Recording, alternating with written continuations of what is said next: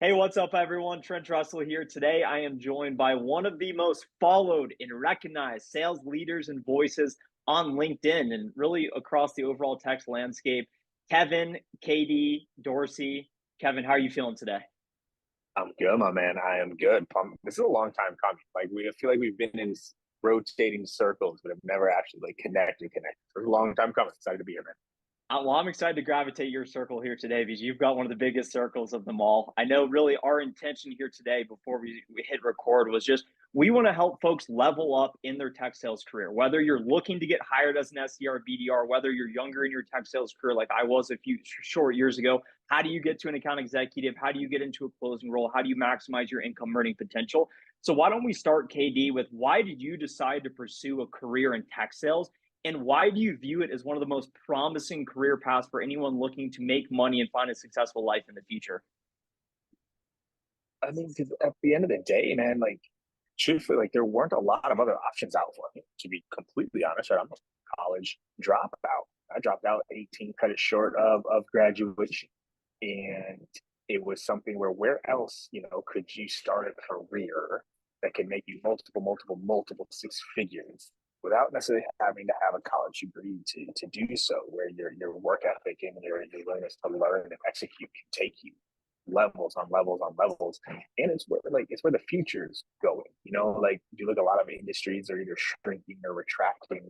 Software is not shrinking. Yes, this year has been tough with layoffs and things like that, but the industry is going nowhere. It's not like there's going to be less software in the next decade or less AI in the next decade. So it's just the opportunities are unreal, man, to make money that truth, if I'm being honest as a kid, I couldn't even fathom, right? In terms of like, oh, like, wow, I can make 100K, 200K, 400K, 500, like, couldn't even wrap my head around that. And that's impossible in tech sales, man. So it's just the best. It really is. Before we zoom into someone earlier in their career, how they can get to the next level, let's start with what you are doing today, KD, because I think it's a point of aspiration for many being a VP, leader of sales, speaking at conferences, being a recognized voice on LinkedIn. Can you talk about what you're up to today and what it means to level up or what you're looking ahead in your own career?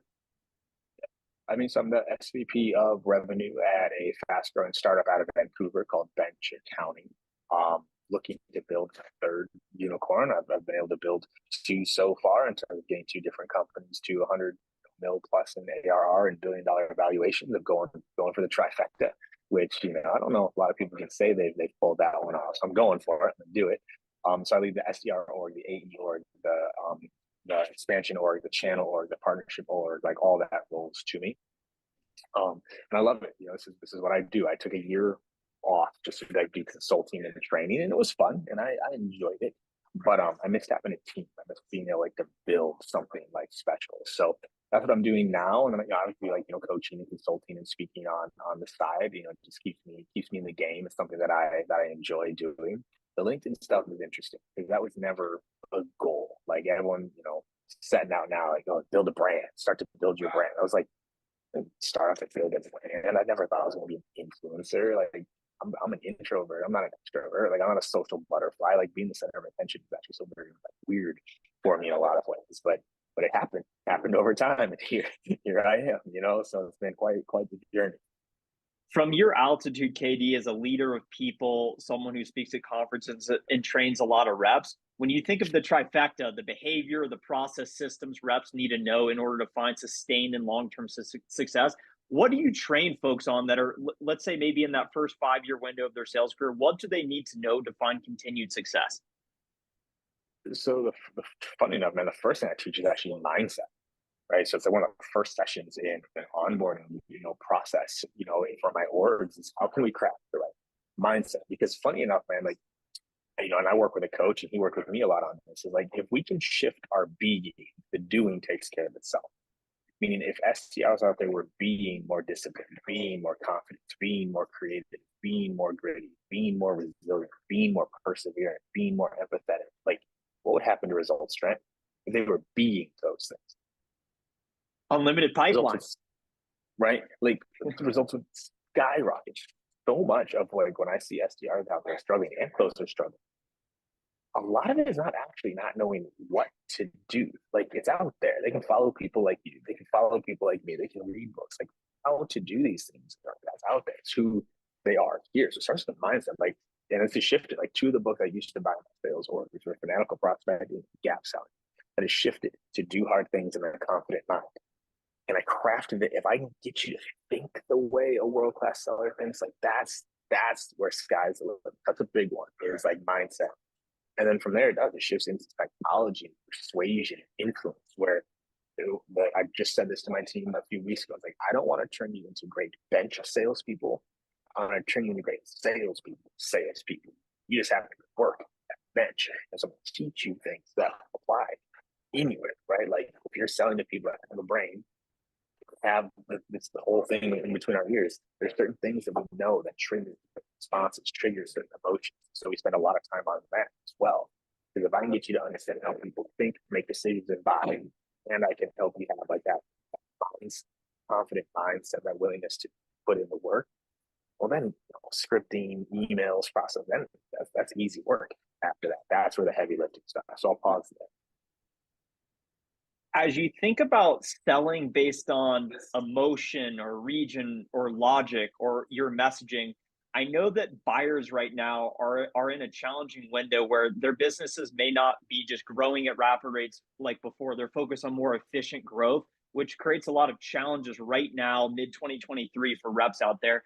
So as you think about the sales psychology of prospecting, how do reps get the attention of their buyers in order to just get initial meetings and start sales cycles? So you have to make the objection the reason. So you have to pivot your messaging. If you are still reaching out to people talking about your product, you're already missing. I can tell you that right now. The second, like if you grow in your prospecting efforts, you start to talk about problems, which is great. If you talk about problems, it's easier to start the conversation. Right now, you need to actually be leading with the objection and making it the reason why you should talk. So you have to be able to connect your dots of your product to the current reality. So like, like think about like what you do, because you do like training for like sales dev and like things of that nature, right? It's like, well, okay, budgets are tight right now. I would lead with that because budgets are tight.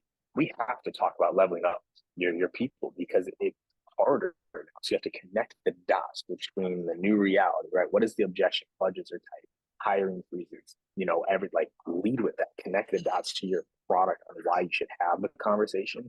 That's how you break through right now, is going through that. And then also I'm just a big proponent of video as well, because I don't think enough people leverage video in their prospecting, right? I get probably 20 to 40 cold emails a day. I get one video maybe a month. Like that's another way you can stand out. As you think about gaining the attention of yourself and other buyers, you said video was a great way to cut through the noise. And for the rep out there that's really used to their normal rhythm of cold calling, sending cold emails, maybe a LinkedIn note, what are some of those beginner tips to get started with video prospecting? So it follows the same framework that I teach around emails, which is KPIC is the framework, right? Which is no problem, impact, connect the dots, call to action, right? That's the framework for a good video, for a good email, even for a good voicemail, right? It's like, here's what I know about you, your company, or your persona.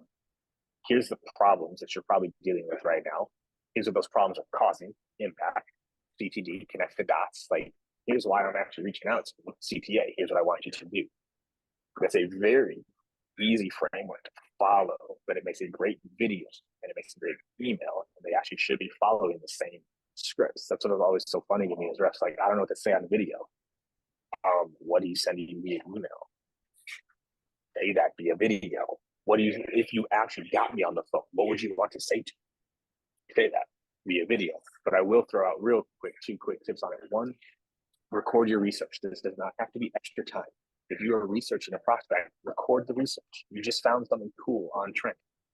Click record. It's like, hey, Trent, I was just going through one of your posts and I saw right here, like you mentioned X, Y, Z. That made me think I gotta reach out to this guy because you get it. Like, that's not extra time. That was in the moment. You recorded it and now you have something that you can send. But then the second is like, end it and send it was always my advice to my team, is we tend to overthink where we re-record it, try to get it perfect. end it and send it. End it, send it. You stumbled, send it. Your dog started to bark in the background, send it. End it and send it. We do not send it. We do not re-record it. It doesn't need to be perfect. We just need to start taking action. And something that was always so helpful to me, KD, in my own sales career, rising the ranks as an SDR to an AE, was just not losing sight of how important my role was and the reason why pipeline helps fuel the business's growth and generating revenue. From your perspective and altitude as someone who is scaling sales teams, can you just talk about why the role of a sales development rep or even an account executive in a closing role, why generating fresh new pipeline is so important to not only individual success, but also business success? I mean, this was literally on our new hire shirts and our team sweatshirts at Page. PO, pipeline over everything. That was our mantra. We talked about it in team meeting. We talked about it in Slack channels. It was on freaking t-shirts. Like we lived this idea of like pipeline over everything. Companies don't die because they drown in pipeline. They die because they starve. It's not enough of it. So it has to be the mindset is we are always creating new pipelines. I just posted about this the other week of like, actually, I hate the title sales development. I hate it because people treat it like a title. They don't treat it like a skill. Prospecting is a skill. Generating pipeline is a skill that if you build and then maintain, you will win in life. If you know how to cold call, if you know how to send cold emails, if you know how to send cold like videos, like if you can generate opportunities to sell, if we go head to head, I could be twice as good of a closer as you, Trev. But if you know how to generate pipeline and I don't, who wins? The more pipeline is always going to win.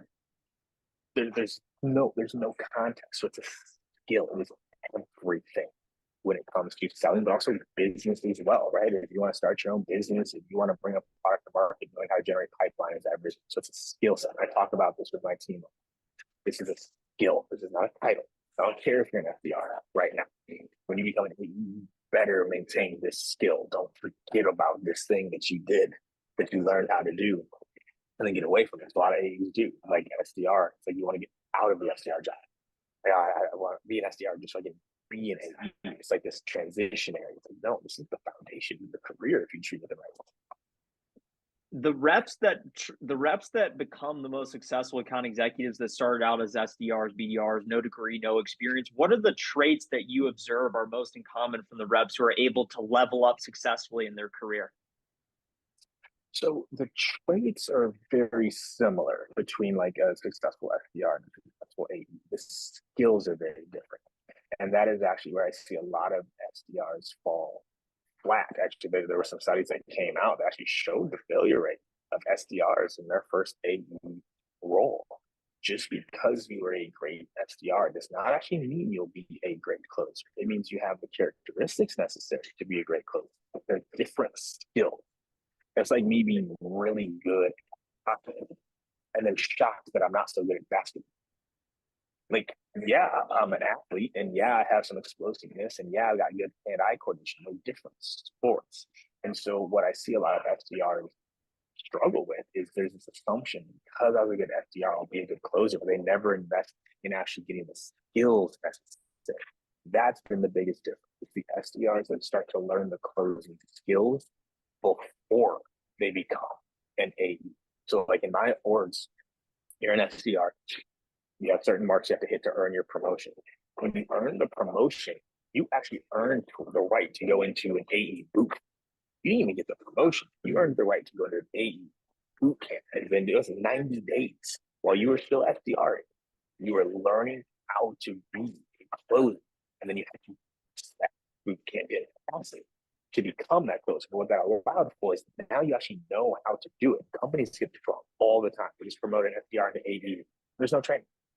You literally just hired a closer with no experience. People forget that. So that's the biggest difference, man. The characteristics are the same. It's the skills. And the best ones start learning those skills very, very soon. You know, like we talk a lot of SDRs. I do too. I mean, you don't even listen to the AE demos. They've been an SDR for a year. They've listened to 10 demos. They're not even listening to them. They're not even learning the skills necessary to be good at that next role, and they're missing out.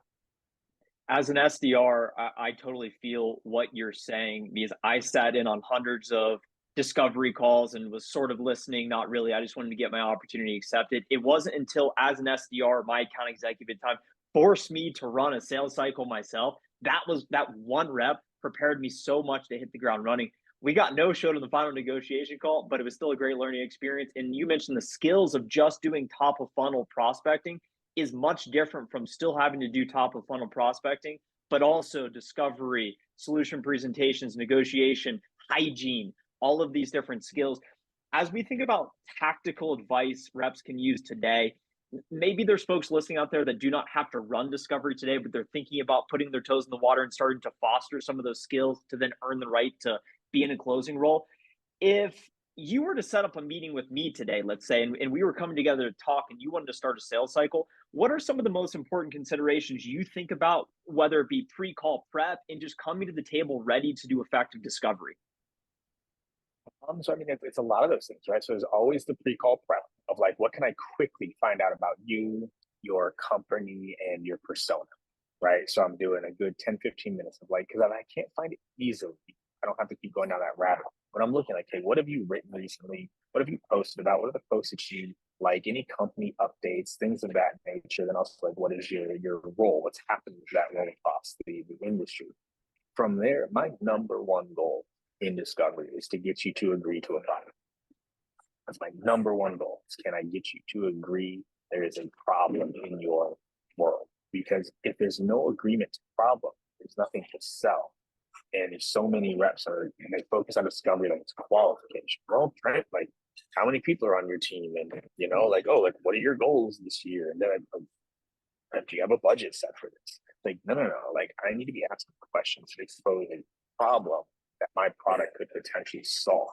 Right. So that is my far and away, right? So if I look at discovery, I want problem agreement, I want impact of that problem, I want friction in fixing, I want the better future they desire, the impact of that better future, and what they're willing to do to get to that point and place, right? Like that's what the discovery is all about. How many seats they are, how big they are, all that kind of stuff. I get that. I get the good stuff that I look for in discovery. As you think about leading indicators of success, I would always look at the amount of meetings I set that would result in, let's say, a certain amount of pipeline. If I had 4x pipeline, I knew I had a better chance of hitting my quota, for example. I know that the metrics change by company and level you are at the business, but as someone who's a sales leader like yourself that's looking at all of the data across all of the company, let's zoom into the rep standpoint as just an SDR in the first few years of their tech sales career. What metrics should they be holding themselves accountable in order to deliver on their pipeline or their revenue targets? Connect rate, conversation rate, conversation to meeting rate, show rate, touches per lead, open rate, response rate, click-through rate, and sentiment. That right there is what you need to know, because if you know those numbers, you know how many dials you need to do per day. If I know my connect rate is 10% and I know my conversation conversion rate is 20%, well, that means I got to make 10 calls to get one conversation. That means I got to get to at least 10 conversations to get my 2 meetings. Oh, that's a 5. That means I got to make at least 500 calls to get my 2. Right? You got to know your numbers. So you actually know, because too often, like, and reps hate activity conversations, and I always laugh when I see this stuff talk. People get fired up on LinkedIn. It's about quality, not quantity. And I go, cool. So make 1 dial and hit quota, please. Oh, you can't? You need a certain quantity of quality. They are not on separate ends of the spectrum. So you need to know those numbers. If you know those numbers, you can actually work backwards then to your goals, right? So connect rate, conversation, meeting rate, show rate, open rates, response rates, click-through rates, sentiment, touches per lead, and like number of leads worked. Those are the top 10 for pipeline. Well, everyone listening right now is going to have to go back, rewatch it, make sure they know their numbers. They're taking notes right now. In the last few minutes, while I have you here today, Katie, rapid fire questions, and then we'll talk about some specific resources reps can leverage. Since I know you mentioned investing in yourself is so important for development. When you have a rep come to you for, let's say, a career development conversation, and they're thinking about, should I really commit to this individual contributor route, or maybe I want to go in leadership someday? How Mm. would you respond to that, or what advice would you give them for thinking about a rep's career path ahead? So it depends on what they've been doing. And here's what I mean, and this is how I've grown as a leader. I no longer really have those conversations with people that aren't already leading. Mm, In my opinion and in my experience, leaders lead before there's a title, right? Like you can tell. There, and my definition of leadership is making people better, right? Are they already making people better around them? Are they already lifting people up? Are they known to be a leader in the org?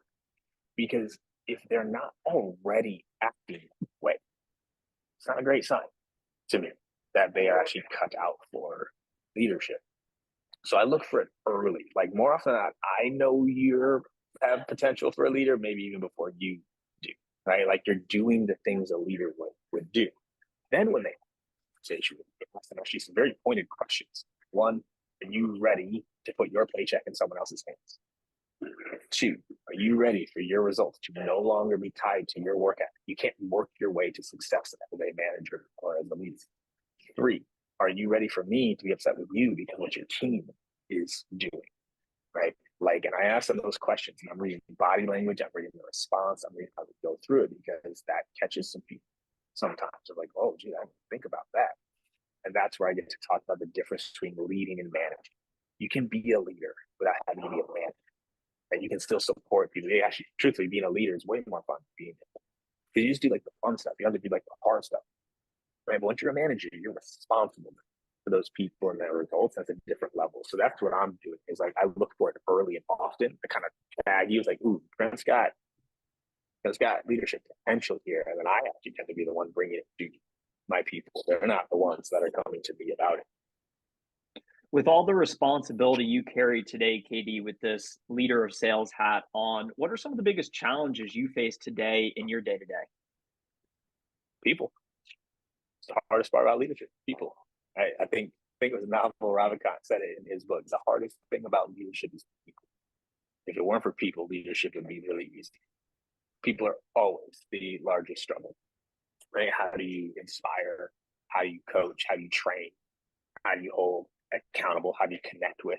Right? How do you get in front of? Like people is the hardest part of leadership. It's why I spend so much time studying people and like what makes us do things. How do we think about things? How to build these processes? And if I can figure those things out, I can get the people to do what the people need to do to benefit them. Right? People's always the hardest part.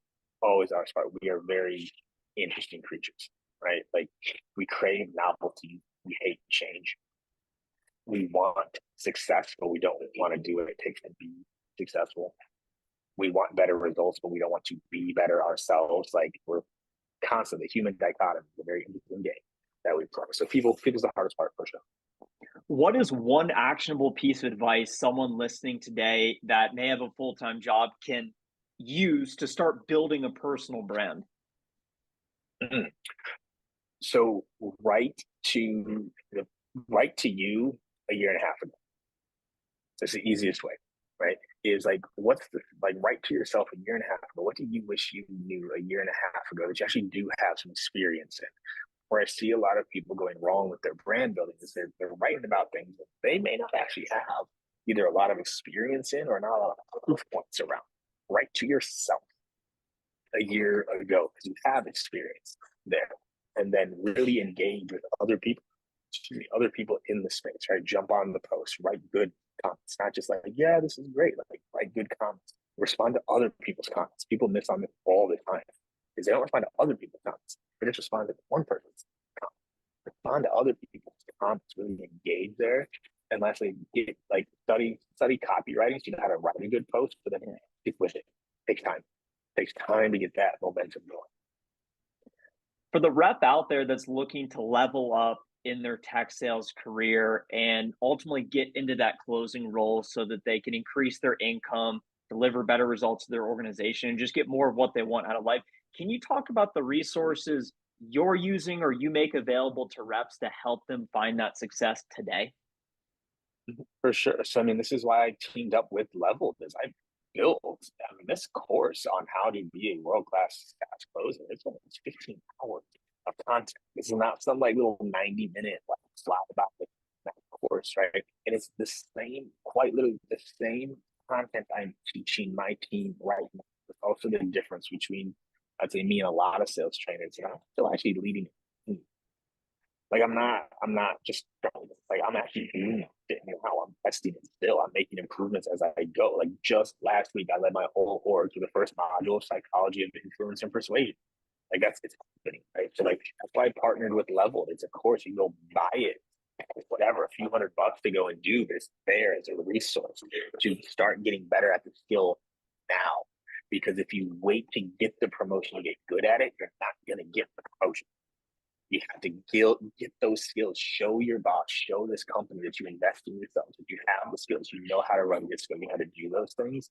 That's the key. So I would check that out. You can follow me and other people on LinkedIn, read all the books, y'all. Like the information's out there for us. Just gotta go get it.